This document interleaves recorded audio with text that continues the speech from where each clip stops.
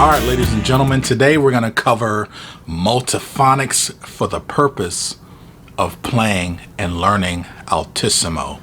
And if I'm being perfectly honest with you, this is 85% of how I taught myself to basically get really comfortable with playing Altissimo. First thing we need to do is really define what's going on with overtones and harmonics. So the short and skinny of it is pretty much this. We can use one fingering to play a whole bunch of other notes. But what do we have to do here in order to get those other notes to come out? Okay, so here's something that you need to understand. When you play a low B flat, or any note on the saxophone for that matter, but I'm going to use a low B flat, you're not just playing a low B flat. You're playing all the notes, all the overtones that exist within playing that one note. In other words, every note on the saxophone is some kind of multiphonic. We don't hear those other notes because the volume of the low B flat is so much louder, or the amplitude is so much bigger. So if you see in books and stuff like that, they talk about amplitude, they're really just talking about volume. All right, so I'm going to go back and forth between amplitude and volume in this lesson here. Okay, so if we can get the amplitude or the volume of those other notes to be louder, we can more easily hear our way through being able to play these overtones. And plus, they're pretty far apart, and it's really easy. In fact, in my opinion, it's so easy, you don't even really need to know how to play a saxophone in order to be able to do this. All right, so let's get to it. So here I have my Autolink Supertone Master. This is a 7, absolutely nothing exotic for playing Altissimo whatsoever. I'm using Red Box, Van Doren Red Box number 3s. I normally use 2.5s, but I had some loose 3s laying around, so I might as well use them. Okay, but the whole point of me using this mouthpiece for this is to show you that it's not about having some high baffle freak gizmo mouthpiece, man. I mean, these low to no baffle mouthpieces really are very good at helping you play Altissimo. In other words, having a high baffle mouthpiece has absolutely no bearing whatsoever on your ability to play Altissimo. Okay, let's move on. Okay, ladies and gentlemen, so I want to show you this first multiphonic. We're going to cover 2 of them in this lesson, but this is going to be what I call a split E. And make sure that you do not use the octave key for this at first. Okay, so this is just like E, 1, 2, 3, 4, and 5, but split. So we're going to lift the 2 finger. Split, in my terminology, means the fingering, but lift the 2 finger.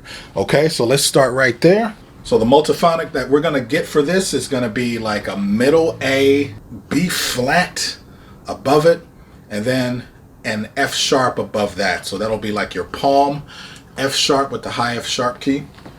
Now the lowest, the fundamental, which is this weird out of tune A, is going to be weird. Also, the overtone above that, which is going to be a B flat, that's also going to have some weird intonation characteristics to it. But slightly adjusting our embouchure is going to allow us to be able to manipulate those overtones very easily, because that's what it's really all about. In fact, let me show you on the mouthpiece what I'm doing. I'm going to adjust the pressure point of my embouchure from about here more into the heart of the reed, and that's going to allow for those other higher notes to come out very easily, because the amplitude, because the volume of those other notes are so much louder. With this fingering, it's so much easier to start to get a grasp on overtone manipulation. So keep in mind, I talked about this HARCAT, this harmonic series catastrophe that the saxophone produces. We're going to use that disaster to our advantage. Okay, so let's get to this fingering. See, it's weird and it's stuffy. I'm going to start with this exercise by using the most relaxed embouchure I can. You want to overdo it with how relaxed your embouchure is at first. Just like overdo it like this.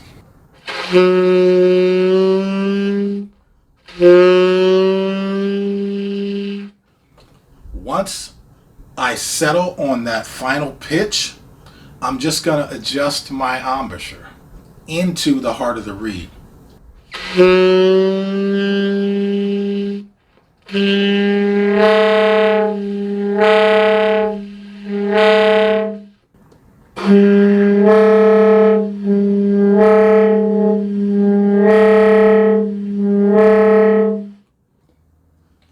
Alright, so another fingering I want to show you is going to be just like low C. So we got 1, 2, 3, 4, 5, 6 with the low C key, but we're going to lift the 4 finger. So this is low C minus 4.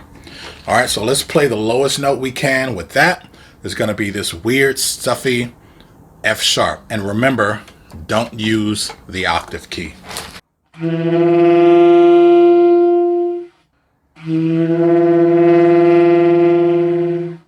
Very, very little embouchure pressure change, very little difference. So that way you can learn to micromanage, making these small adjustments in order to get these higher notes to come out. All right, let's try that low C one again.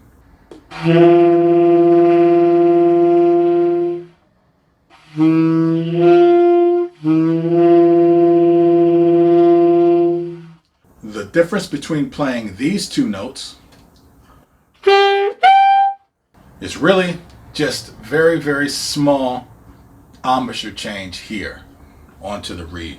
All right, so let's play some other overtones based on that low C minus 4 fingering.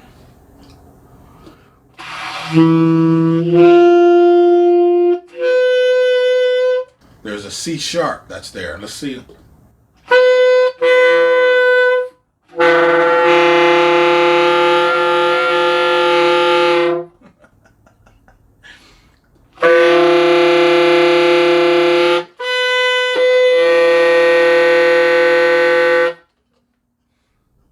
Okay, this is an app called Tonal Energy.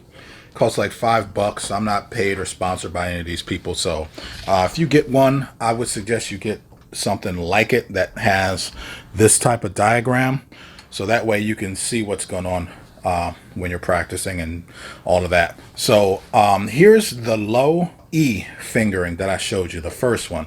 Let's take a look at what's going on this graph here. You can see that it's this out of tune concert G, which is our A. I'm going to play the multiphonic, and then I'm going to go back and forth between the notes inside the multiphonic. Then I'm going to try and point out where they are on this graph here.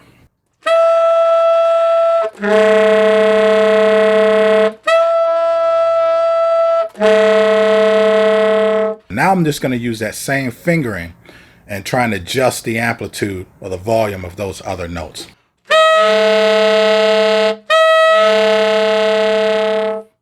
Let's try the low C fingering with the 4 key lifted.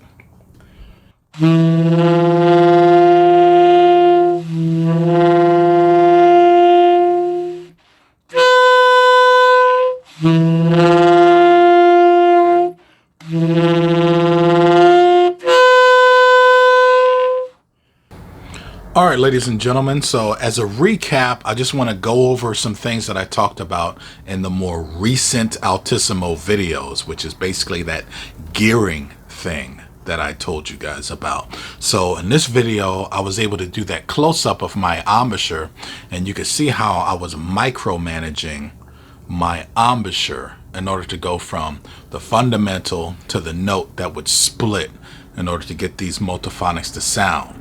Now that is the same technique that I'm using to go from a high note to an altissimo note. So going from the high notes to altissimo is the same exact kind of thing. All right, let me show you just a small clip from one of the more recent videos that I did. You'll notice that in the lower register, I'm using a lot of embouchure movement. But once I go to Altissimo, I'm locking it in place. That is equivalent to me reaching that first Altissimo gear, where I keep my embouchure in one position, and then I'm just switching to using airspeed to make sure that those notes are consistent.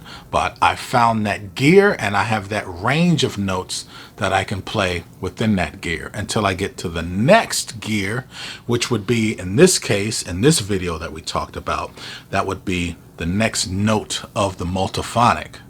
So it's all very interrelated. All right, so check this out.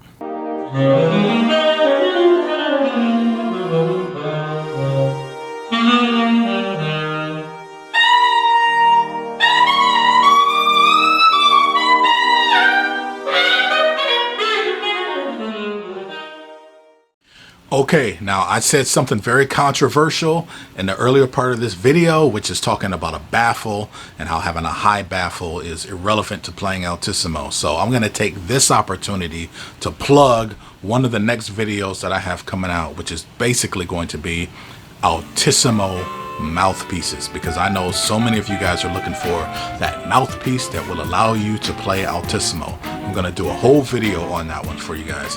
All right, thanks for tuning in, ladies and gentlemen. See ya.